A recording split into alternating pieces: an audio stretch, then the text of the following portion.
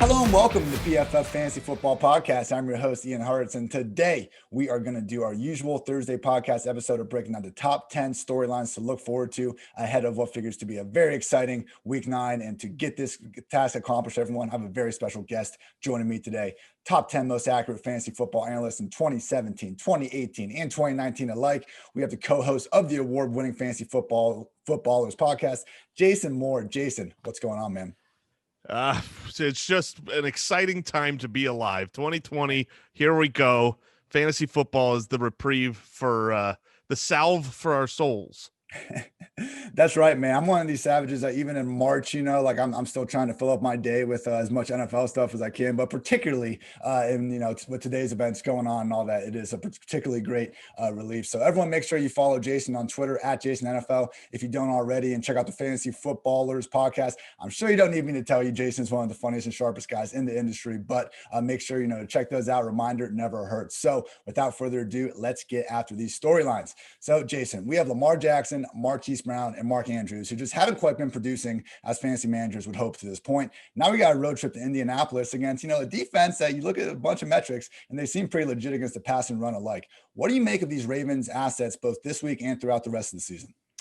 Yeah, it's one of those things where even though every fantasy analyst was talking about it before the season, that regression's coming for Lamar Jackson, that the 9% touchdown rate cannot and will not stick, it still feels broken. It's like, oh, he's the worst now. He's way worse than we thought. I was looking at trading for Hollywood Brown in a league, and I'm like, man, Hollywood looks great. Yeah, I watched the film. I watched the routes. He's burning guys. He's getting shots downfield. His air yards are there. Everything's great. He's not getting hit. 5 of his 20 deep balls this year have been deemed catchable. And so I'm sitting there thinking, well, look, we had an MVP season last year from Lamar Jackson. We know he can get it done. We know he could be great for fantasy. So if he turns it around, and then the more that I dug in, I'm like, okay, right now he's averaging just under 200 yards a game. And that is not a big enough pie to be really happy with either Mark Andrews or Hollywood Brown or anyone that's, in the passing game. And I guess I just didn't remember how few passing yards he had last year. He averaged 208 passing yards a game in his MVP season. He's not going to change to be a 250, 275 passing yard a game guy. So my outlook, it really all is touchdowns. It's just, and he's still throwing for a higher than average touchdown rate, and we're super disappointed. So I don't think you could be confident in Marquise Brown, in Mark Andrews. They will both have big games. They are very talented. It's a good overall offense. But my outlook for this season and rest of season is more of what you've been seeing. I don't think this is the outlier. I think this is the norm. We look at these air yard target share stats every week. The only guys with a higher percentage of their team's air yards are Terry McLaurin, Darius Slayton, Adam Thielen, DJ Moore, and then Marquise Brown. But to your point, just the overall pie, the overall share of air yards in Baltimore and just target shares in general, so much smaller than we see in other pass offenses around the league. And, even though Marquise Brown, is coming out on Twitter, he's disappointed. He wants more targets, only had 2 last week. He actually is the number 1 pass game option in this Ravens offense, looking purely at targets. But I agree with you, man. Just the deep ball connection has not been there. Mark Andrews, though, I feel like he's almost been the bigger disappointment because going into this year, we almost kind of kicked Ertz to the curb. It was Kelsey, George Kittle, maybe Darren Waller, but Mark Andrews was firmly in that tier. So, do you think he's still going to be able to kind of be that top 3, top 4 tight end, or like Hollywood, are we just kind of looking at a situation where we kind of got to throw out 2019 in terms of what to expect? Well, I think the difference is that you can accept a higher bust rate at the tight end position because you just don't have alternatives you could pivot to. Whereas at wide receiver, there's just so many more options. So I think at the end of the year, Mark Andrews will be fine. He'll be a top 5 tight end. He'll still have enough touchdowns to be very relevant, but along the way, it's unfortunately more Jared Cook than it is Travis Kelce. It's a low volume, high touchdown rate, and that still gets it done at tight end. It's just not what we hoped for in the draft season. It is absolutely brutal trying to rank tight ends these days. You get done with 3 or 4, and then it's like, my goodness, who are these guys? guys? Hawkinson's next up. Let's go. We got the top 3, and then we're digging deep. I'm right there with you, man. All right, next storyline here. So Ryan Tannehill has truly been playing at a top 10 level since taking over midway through the 2019 season and through 8 weeks of the 2020 season. Not just AJ Brown, but also Corey Davis. We have seen putting up literally top 20 numbers on a per game basis in terms of fantasy points per game. We know it's always AJ Brown wide receiver one season, man. I've been hyping this dude since summer. Truly one of the best wide receivers in the game. I think most people accept that. But do we think Corey Davis can keep this up as well and kind of become a more consistent guy than the man that we saw in this offense, from 2017 and 2019, usually disappointing?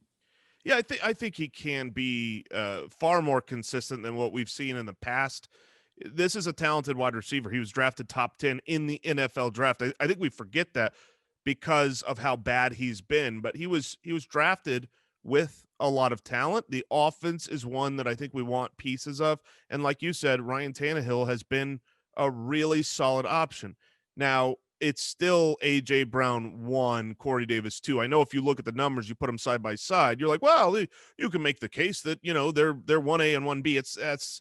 That's not true. And you need to really take a larger sample size. Go back to last year after his injury, once he was healthy past the bye week. And at that point, you still had a large, amount of games, the second half of the season where he was on Corey Davis was on a 605-yard, 0 touchdown pace. I think Corey Davis is someone you can start.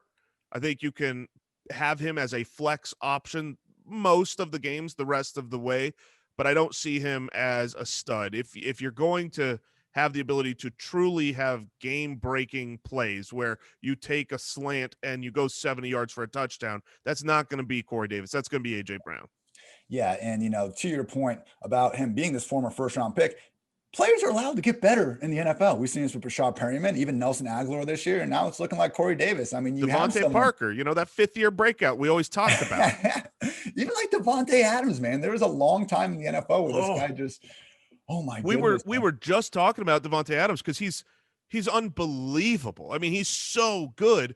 And there was a period in time where Mike on our show had this very famous line just basically declaring how much Devontae Adams sucks.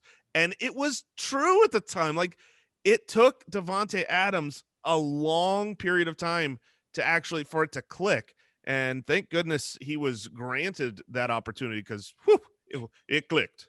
I'm guessing Mike made that statement directly after Adams caught 10 of 21 targets for 79 scoreless yards in 2015. It doesn't happen immediately for these guys, everyone. And yeah, I agree with you. I'm not expecting Corey Davis to, continue this top 16 production he's had to this point. But I mean, look at this Titans offense. They went third in situational neutral pace this season. Last year, they were 19th. So it's still going through Derrick Henry. They still want to run the ball, but they're running more plays. And with Tannehill playing well, with Humphreys banged up, it does make sense that this offense can slightly support two fantasy relevant receivers a little bit more than we saw last year. All right, man, I want to switch things over to running backs. So we got various rookie running backs that you kind of look up and down this kind of week 9 slate, and you can see where they could have some success. We got James Robinson against the Texans, Antonio Gibson versus the Giants, Dobbins versus the Colts, Swift versus the Vikings, Clyde Edwards-Helaire against the Panthers. So, out of this group, and again, James Robinson, Antonio Gibson, J.K. Dobbins, DeAndre Swift, Clyde Edwards-Helaire, who do you want the most for the rest of the season if we're just talking total fantasy points?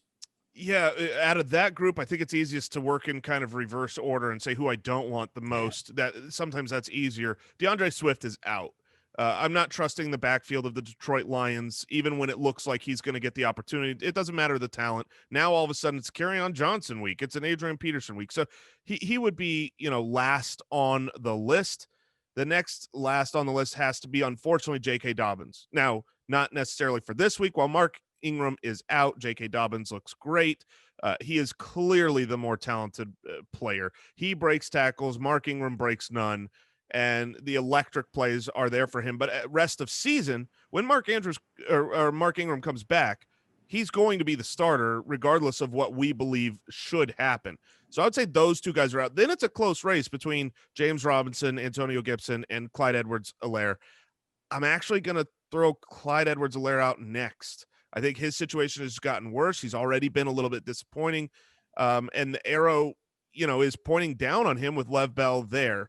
But it's still close with the other two guys. the arrow could point way down on James Robinson. I mean, we've seen, right? Look what happened to Zeke. When you go down to what is essentially a third string NFL quarterback and the teams can focus on you, it doesn't matter if you're the center of the offense and you get a lot of work. That being said, I think I would take him over Gibson. He's a top 5 running back. You know he's going to get the work. He's been solid. And the nice thing about James Robinson so far this year is it hasn't been a couple of crazy big plays. He doesn't have that into breakaway speed where once he gets the 20-yard run, he turns it into a 75-yard touchdown and the stats are padded. He's just consistent. He breaks tackles, makes chunk plays, and they give him enough opportunity. I don't trust the offense of the Washington football team to get Gibson the ball enough. So I think I'm going to go James Robinson first, Antonio Gibson second, Clyde Edwards-Helaire third.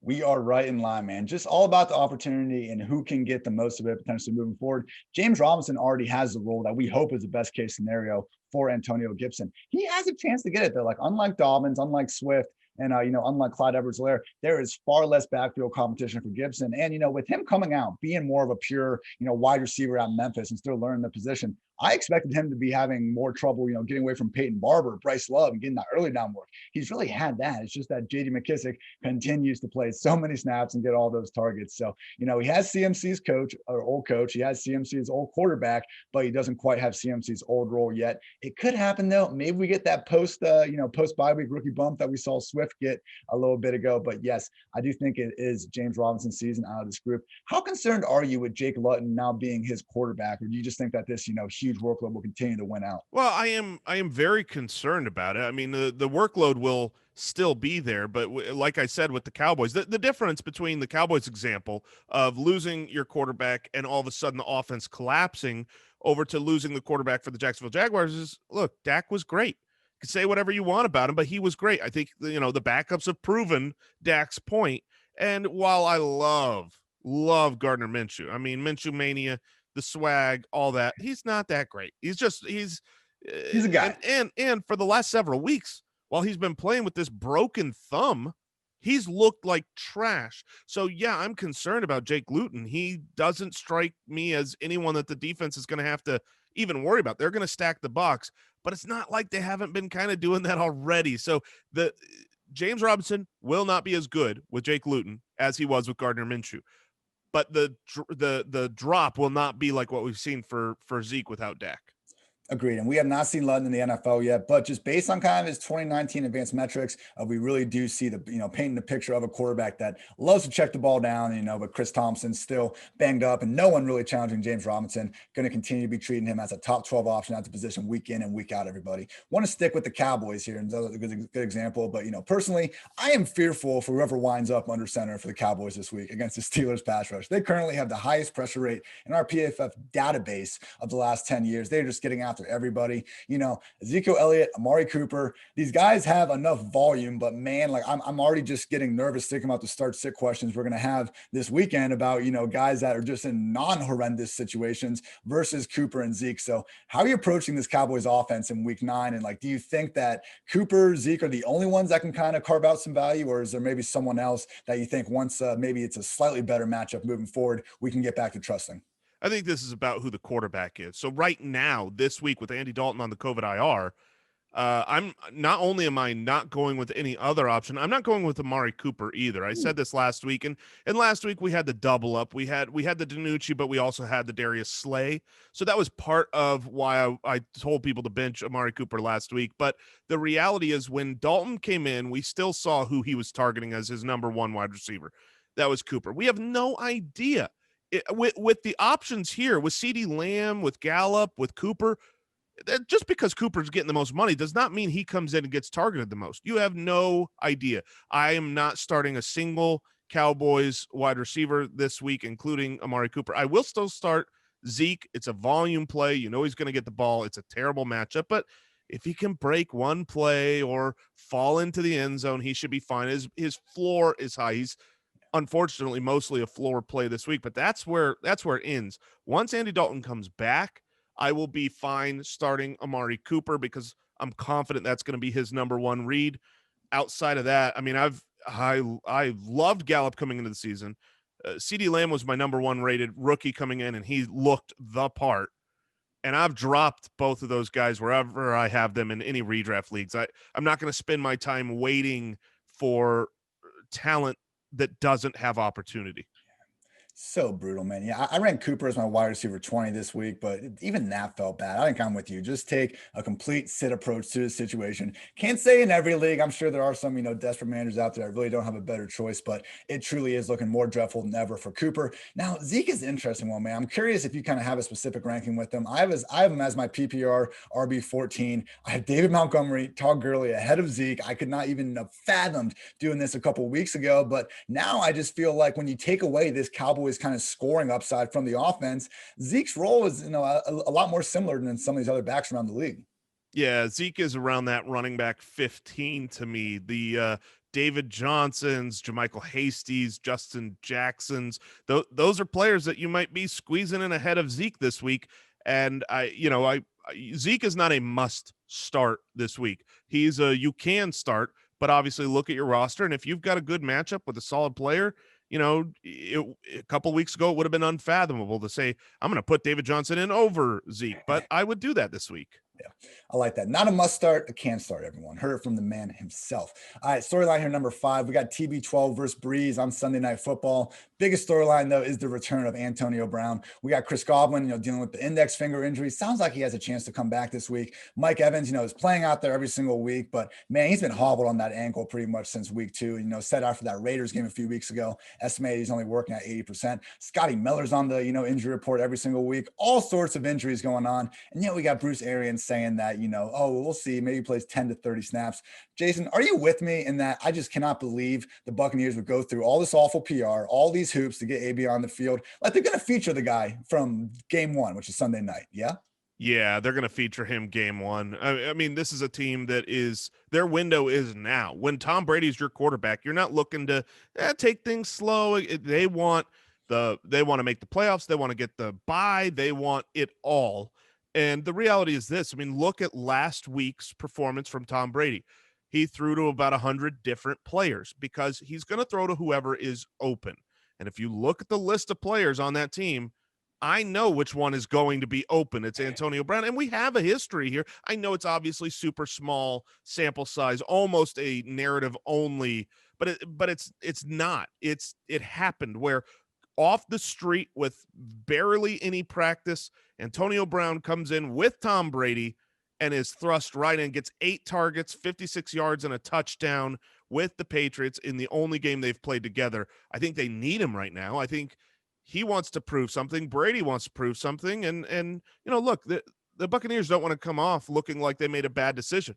So they're going to put him right in there. And if you heard Bruce Arians today talking about how they had their walkthrough, but Antonio Brown was going full speed, I mean, he wants to prove it. So, yeah, I think Antonio Brown is someone that I'm willing to start. I'm starting him in a couple leagues this week. Absolutely. Upside wide receiver 2 for me. And yeah, craziest part about those 8 targets that you mentioned, only 24 snaps. And we had a healthy Julian Edelman, healthy Josh Gordon, healthy James White. Tom Brady pushed all those guys to back for AB. So look, Mike Evans and Chris Godwin, when these guys are healthy, they're off with number 1 wide receivers in their own right. They're not healthy. And we have a guy under center that we know loves him some AB. So yeah, man, literally top 20 option to start this week and could be even higher here and beyond. All right, so I want to stick with this game for a second because we've seen this Buccaneers backfield really taking on a new shape in recent weeks. First, they condensed down to just Ronald Jones and Leonard Fournette. Bruce Arians called Fournette his nickel back, being out there mainly on pass downs. That's great. 2 running backs, LaShawn McCoy and Keyshawn Vaughn out of the picture. We can live with that in fantasy land. Week 8 was even a whole new thing where Ronald Jones ended up fumbling a little check down. I almost thought it was a drop, man, kind of a weird situation, but he fumbles that, pretty much gets benched for the rest of the game. We see Fournette just take on a workhorse role. What do you kind of make of this backfield here in week 9 and then moving forward? I hate it. I absolutely hate the backfield. This is Bruce Arians. We're from Arizona. We had Bruce as our head coach. We know how much he punishes the fumble. And it doesn't matter if Leonard Fournette comes out and is the starter and is the workhorse. Leonard Fournette puts that ball on the ground, all of a sudden you're going to see a Rojo game. And, the reality is if I have to start one of these guys, it has to be Leonard Fournette because he's involved in the passing game, and that's more valuable for fantasy. I don't care that he's not good in the passing game. If you catch a ball, point, and you're going to get more yards there than on the ground. So I would lean Fournette, but I really want to avoid this situation. I view it as, if you've got these guys, you might have to start them, and you might be happy with your start. But as soon as you are happy with the start, see if you can move them. See if you can get a trade, get value for something that you can rely on more. Because as often as one of these backs is going to help you in your lineup, he's going to hurt you. Yeah, I think we've seen enough evidence over these past 2 years that just when you think this Buccaneers backfield might have, some sort of clarity, usually the next week takes that right away.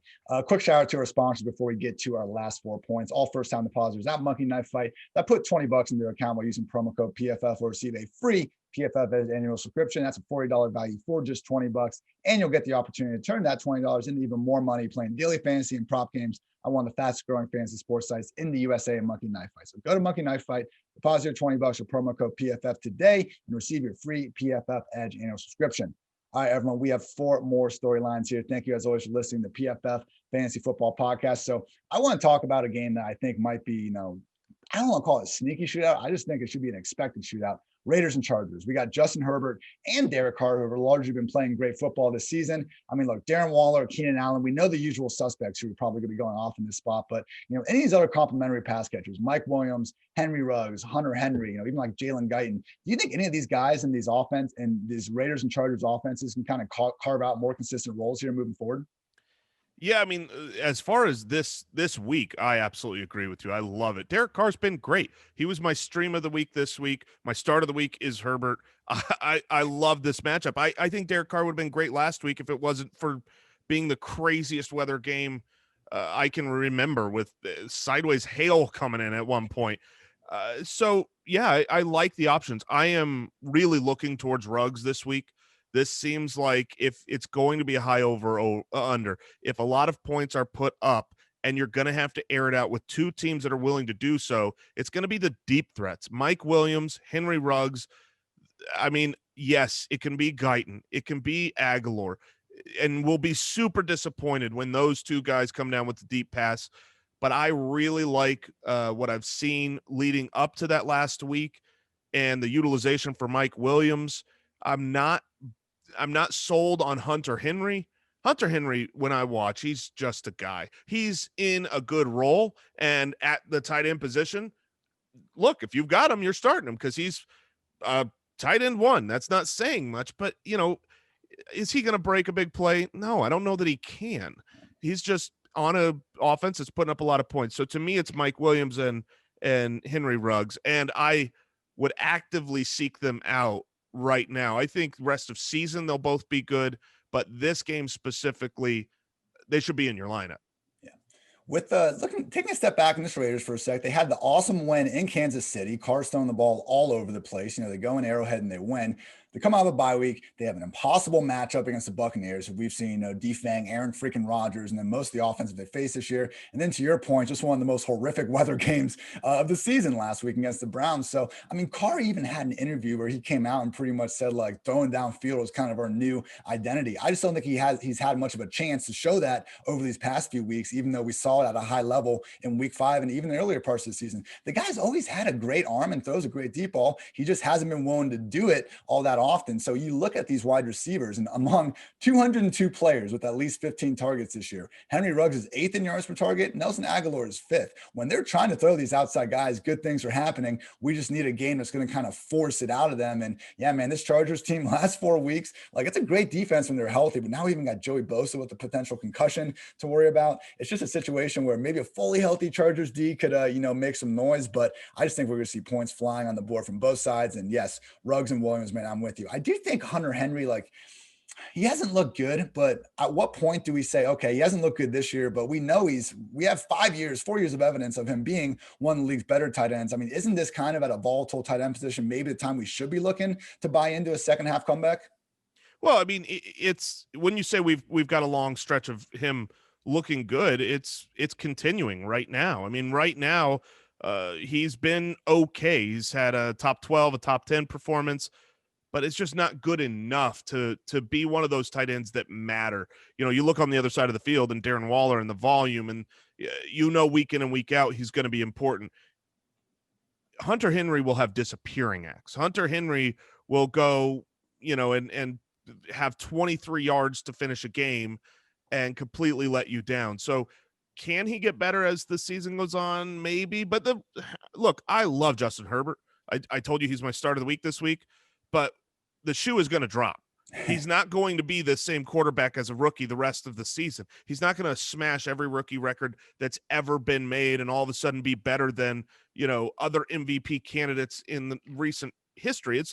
That's not what's going to happen. So if his volume goes down, if his touchdowns go down, I don't see the second half of the season being where Hunter Henry goes up. That's fair. It's Keenan Allen in this Chargers offense. Yeah. Everyone else is a little bit of a mystery for sure. All right, man. So storyline number 8, we got Christian McCaffrey's long-awaited return. Appears to be happening this week. He was practicing in full, I believe, recording this on a Wednesday. And so look, the man has rarely left the field in the past. The Panthers before last week indicated Mike Davis has earned a role, even once CMC comes back. But, having that extra, he was almost forced out the field last Thursday, having, almost a mini bye week to get ready for this week. You would think he's, closer to full health than ever. Do you buy this turning into a 2-back committee, or is this going to continue to be, the Christian McCaffrey show in 2020? I think it's both. You're going to have Mike Davis far more involved than whoever the running back 2 in Christian McCaffrey's past has been, but it's also going to be completely the Christian McCaffrey show. I mean, you had the unprecedented 100% of snap games for Christian McCaffrey over and over and over last year. I mean, on the course of the season, he played on 93% of snaps. That's not good. Like that's not good for him. So, you look at Zeke and Saquon and other great, phenomenal workhorse backs for fantasy over the last several years. They're not in the 100% snap count ranges. I think Mike Davis comes in. Yes, he'll steal, 4 or 5 carries and maybe a target or 2. And that obviously takes a little slice of the upside off of Christian McCaffrey, but Christian McCaffrey is going to be out there 80+% of snaps. Maybe not week 1, but the rest of season, 80+% of snaps. I have no worries about him. In fact, if anything, I feel like what Mike Davis has done is he's shown that this role can be valuable for fantasy. Now put Christian McCaffrey in that role, and he'll go right back to being your normal weekly number 1 to number 3 running back option. I was about to say, maybe Alvin Kamara is going to stick around as that one guy, but definitely top 3 for McCaffrey. And yeah, to your point about at least 80%, man, excluding week 17s and, the injury shortened game from this year, McCaffrey hasn't played fewer than 85% of the offensive snaps since 2017. So, I mean, he really is the most every down running back in the league. I guess my just kind of concern here is, will we see that same just record breaking target share? Even if it's less, he's going to be a top 3, top 5 option. But, especially just in terms of, DFS, if we're looking at that, and, when he's just kind of continues to be underpriced because he's getting a wide receiver 1 workload, I'm not sure it's going to be there. The Panthers still throw the ball at running backs a lot, but last season, Kyle Allen targeted his running back on his first read on 54% of his targets to the position. This year, Teddy Bridgewater is at 36%. And I think that's why we've seen the Panthers offense look good without McCaffrey. Clearly, we'd all take McCaffrey over Mike Davis, but when you're not actively force feeding the ball to your running back and you're getting Robbie Anderson, getting DJ Moore involved, I think it's just better for the field. So could you maybe see a situation where we see McCaffrey getting more like almost slot and out wide usage, with Mike Davis in the backfield? He has that Austin Eckler skill set. Both these guys can do it. And, we almost now just have a Joe Brady offense where Curtis Samuel, Mike Davis, Christian McCaffrey, you got multiple running backs on the field. It seems like this Panthers offense, with the talent they've uncovered, could be extending as we go into the second half of the season. Yeah, I love what I'm seeing from the Panthers. I didn't expect them to get it going on both sides of the ball as quickly as they have. They're one of my, I really, really like the 2021 outlook for the Carolina Panthers. I'm surprised how well it's been in 2020. The target volume for Christian McCaffrey is certainly the scary thing. That was coming into the year. Is like, will it happen? And then it seemed like, oh, well, obviously, just look at what Mike Davis was doing from, weeks 2 through 5. He was on 132 target pace. I can't wait for Christian McCaffrey to get back in there. But the last 3 games, he's combined for 10 targets. That'd be a 52 target pace. So I think you're going to see some great games on the target share and some down games. I don't think it's going to be quite as consistent as it was last year. And he's not going, I don't expect him to be on 110 target pace which is, the pace he's usually been sustaining. I don't think that's going to happen the rest of the season for CMC. McCaffrey is still anyone's idea of a top 3 fantasy back, but last season, people, he averaged the 5th most points per reception per game ever at the running back position. Just maybe calm your expectations a little bit for what we'll do in 2020. All right, man, we'll talk about the 49ers here. They are a walking graveyard at the moment, but Kyle Shanahan's still their play caller. We know people are going to be putting up yards on the ground and through the air just because of that fact. I mean, Nick Mullins has a floor, but I think we've seen enough from him to kind of realize that at least 1 or 2 guys in this offense should be able to give us some sort of fantasy value. Who, if anyone, are you excited about in this 49ers offense ahead of, this Thursday night matchup against the Packers, and then just, potentially moving forward about who could kind of emerge and steal most of these rush attempts or targets? It sounds like you're pretty high on JaMychal Hasty for this week at least. Yeah, I am high. We already know Tevin Coleman's going to be out. Jeff Wilson is out. Raheem Mostert is out. So that means that it's a 2-man show with Jerick McKinnon and JaMychal Hasty. Jerick McKinnon, they're talking about him, battling tired legs, and you've seen it on the field. I think they're going to use him in the pass catching role, and they're going to use JaMychal Hasty in the true running game role that is quintessential to what the 49ers do. The matchup against this Green Bay team is unbelievable. They've given up more fantasy points to running backs than any other team in the league. And you think about the Carolina defense, you're like, oh, target them for running backs. The Carolina defense has had a bye week, and they haven't given, and they're the second worst in the league. They haven't given up as many fantasy points to the running back position as the Packers have. So I think JaMychal Hasty, this is the only way that the 49ers have a shot to win, is to be able to dominate this game on the ground, just like they did in the playoffs when Raheem Mostert destroyed this team. What did the Packers do to stop the run in the offseason? They spent, their first and second round on future prospects that maybe someday will help, and you've seen it so far through the season. So, yeah, I do think that you can start JaMychal Hasty for sure, and I also think you can start Brandon Ayuk because he's another kind of last man standing right now. You had Debo going down. Nobody else has shown any signs of life. And now Kendrick Bourne is on the COVID IR list. So assuming that this game gets played on time, it's going to be Brandon Ayuk and JaMychal Hasty. That's it. I think if you're in a pinch, in a dire strait, you could throw Jerick McKinnon in and hope that he gets a touchdown or gets enough passes to just have a good baseline. 100%, man. Yeah, Brandon Ayuk is someone that I'm treating as, a top 22 option at the position this week. We've seen him go 6 catches, 115 yards in the score, 8 catches, 91 yards in the score in these past 2 matchups. He's likely to draw Jair Alexander in coverage. That is not ideal by any stretch. But, look at the way Debo Samuel's been used this year, and Ayuk. I mean, Kyle Shanahan gets so many targets for these guys that are kind of behind the line of scrimmage in the first place, those pop passes, those screens. Like, it's just not – it's going to be a situation where I think Ayuk is going to have a handful of touches where Jair Alexander just can't do anything, no matter how good he's playing, how good he is this year. Just a funky offense to go up against. So I would not let that cornerback matchup scare anyone off. Are you with me? Yeah, I mean, half of the 49ers passes are behind the line of scrimmage. If they're not running on the ground, they're running through the air by throwing the ball behind the line of scrimmage and having blockers get out in front. So there is no cornerback matchup for about half of his targets. I completely agree. I think we overrate wide receiver quarterback matchups to begin with, and particularly in a 49ers offense, man. So same page. All right, last storyline to go over: Monday Night Football, Patriots, Jets. I've been a Cam stan for the last decade. Looked so good in week 2 against the Seahawks, but man, that game feels like it was ages ago. Had a nice little step forward last week before the fumble at the end of the game, but at least the offense, looked NFL caliber. Now we got this Jets game, which, they kind of saw it to stop the run, but it's the Jets. Come on. Do you think Cam and company can get back on track here, or are you pretty much thinking the ship has sailed on this Patriots offense? It depends on what we're talking about. In general, I think the ship has sailed. I don't think Cam is going to get anything on track. I think it's kind of done for the Patriots this season.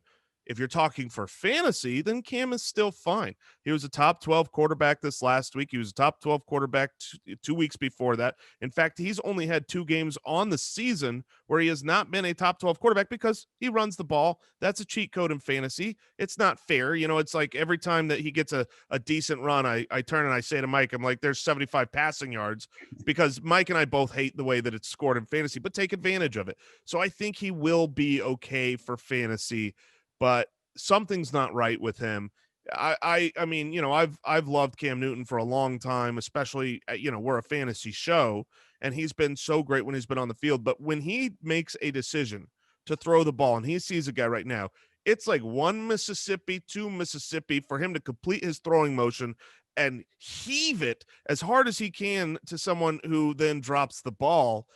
I mean, they might have traded for, a fourth string wide receiver from the Dolphins that comes in and is their best guy. I don't think Isaiah Ford will even be active for this game, but yeah, I'm not expecting big things for the Patriots, for Cam, for any of the fantasy options outside of Cam.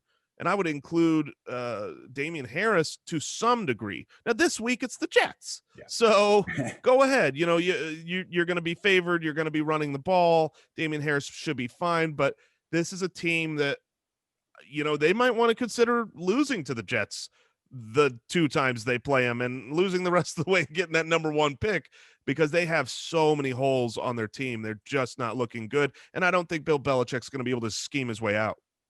Yeah, man. Even when those heaves that are taking 2 seconds longer than they should, even when they're getting on the guy, drops, just a complete lack of yak. There was just no explosion anywhere in this entire offense, and it's a shame. But Cam Newton, despite missing the game with COVID, he is still on pace for career high marks in rush attempts and rushing scores, despite losing that. So yeah, man. And I would throw just a reception being worth a full point, being equal to 10 rush yards, 10 receiving yards.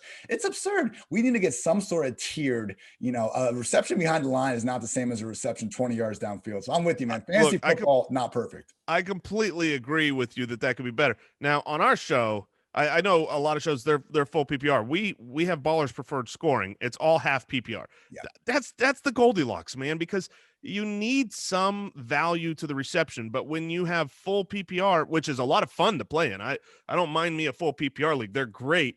They're not necessarily fair to what's happening on the field. I think half PPR is that sweet spot. But speaking of Cam and the issues with the Patriots, how smart does Tom Brady look right now? Like, he looked and he was like, I'm getting out of here. There's no talent. It looks like he knew that the writing was on the wall, and he, chose to get out at the right time. There are just no receiving options there. And we've seen this multiple times this year. Matt Ryan without Julio was struggling. Matthew Stafford without Kenny Golladay. Minshew without Chark. When you don't have great options to throw to, pretty hard to be, an excellent NFL quarterback, unless, you're Aaron Rodgers or Patrick Mahomes, who managed to do it, despite injuries going on, but, truly a special breed there. Jason, that's going to do it, man. Thank you so much for coming on again. Everyone, make sure you follow Jason again on Twitter at JasonNFL. Tell the people where they can find you. Yeah, just the Fantasy Footballers website. We've got all of our start-sit tools, everything that, if you want to check our rankings alongside PFF's rankings, it's just another resource for you. Everybody out there is looking at multiple options, multiple sources, trying to get someone to say what they really believe in their heart. So you can check that out at thefantasyfootballers.com. Awesome stuff, man. Everyone, make sure you do check that out and check out best podcast in our industry, the Fantasy Footballers. So that's going to do it for me, everyone. Thank you for listening to PFF Fantasy Football Podcast. As always, I'm Ian Hartitz. He is Jason Moore. And until next time, take care, everybody. Thanks for watching the PFF YouTube channel. And if you want to subscribe, all you have to do is push the button. Don't forget everything you get. A little fantasy, push the button. A little green line for the gambling aspects of the game, push the button. College football, push the button. The YouTube channel from PFF.